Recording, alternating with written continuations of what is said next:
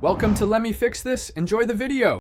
In this video, I will explain how to cook snap peas. First, let's talk about preparation. Begin by choosing snap peas that are firm and vibrant green. Then, give them a good rinse under cool water to ensure they are clean.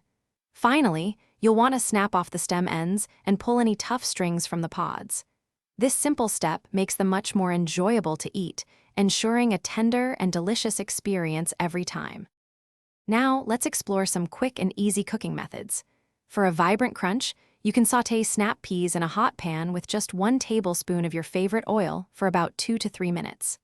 Alternatively, blanching them in boiling water for 1 minute, followed by an ice bath, preserves their bright color. Steaming for 3 to 5 minutes also yields perfectly tender crisp results, making them a versatile addition to any meal. Once your snap peas are cooked, it's time to elevate their flavor. A simple pinch of salt and a dash of freshly ground black pepper can make a big difference. For a richer taste, try tossing them with 1 teaspoon of melted butter or a light drizzle of high-quality olive oil. Fresh herbs such as chopped mint or dill also add a wonderful, aromatic brightness, transforming a simple vegetable into something truly special.